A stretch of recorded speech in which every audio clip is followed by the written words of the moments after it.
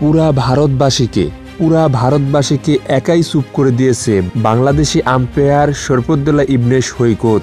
এমন ডিসিশন আর কে নিতে পারে? এমন সাহসী ডিসিশন শুধু বাংলাদেশের বাঘেরাই নিতে পারে, যেখানে একাই শরফুদ্দোল্লা ইবনে সৈকত বাংলাদেশের আম্পায়ার, তিনি পুরা ভারতকে স্তব্ধ করে দিয়েছে। ভারত অস্ট্রেলিয়ার শেষ টেস্ট ম্যাচে তখন ব্যাটিংয়ের ভারতের জয়সওয়াল, যেখানে একমাত্র ব্যাটার হিসাবে জয়সওয়ালই ব্যাটিংয়ে আছে, আর বাদবাকি সবাই হচ্ছে বলার। এই জয়সওয়ালকে আউট করতে পারলেই টেস্ট জিতে যায় অস্ট্রেলিয়া, আর যদি জয়সওয়ালকে আউট না করতে পারে তাহলে ম্যাচ যাবে ড্রয়ের দিকে।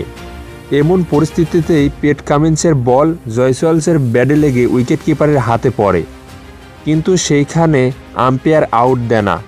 পরবর্তীতে অস্ট্রেলিয়ার ক্যাপ্টেন রিভিউ নেয়, সেইখানে থার্ড আম্পায়ার হিসাবে আছে বাংলাদেশের শরফুদ্দোল্লা ইবনে সৈকত।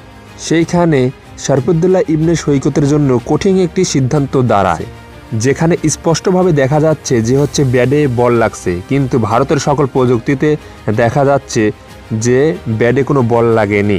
যেখানে সকল প্রযুক্তি কাজে লাগানো হয়, হকাই মকাই যা আছে, আরও আলট্রামাল্ট্রা যা আছে, সকল কিছু দিয়েই প্রযুক্তি কাজে লাগানো হয়, কিন্তু দেখানো যায় প্রযুক্তিতে হচ্ছে ভুল দেখানো হয়। যেখানে খালি চোখে স্পষ্ট দেখা যাচ্ছে যে হচ্ছে ব্যাটে বল লাগছে, কিন্তু ভারতীয় প্রযুক্তিতে দেখা যাচ্ছে যে ব্যাটে বল লাগেনি। তো সেই মুহূর্তেই বাংলাদেশি আম্পায়ার শরফুদ্দোল্লা ইবনে সৈকত সাহসী একটি সিদ্ধান্ত নেয়। সেখানে তিনি প্রযুক্তিকে পাত্তা না দিয়েই তিনি চোখের সিদ্ধান্তকেই সঠিক বলেন এবং জয়সওয়ালকে আউট ঘোষণা করেন। সেইখানে পুরো ভারত স্তব্ধ হয়ে যায় এবং শেষ পর্যন্ত অস্ট্রেলিয়া জিতে যায় এবং ভারত হেরে যায়। তো এই হলো ভারত অস্ট্রেলিয়ার বর্তমান ক্রিকেট আপডেট। তো পরবর্তী সকল ধরনের খেলাধুলার আপডেট জানার জন্য অবশ্যই আমাদের এই কিকবিডি স্পোর্টস চ্যানেলটি সাবস্ক্রাইব করে পাশেই থাকবেন। ধন্যবাদ সবাইকে।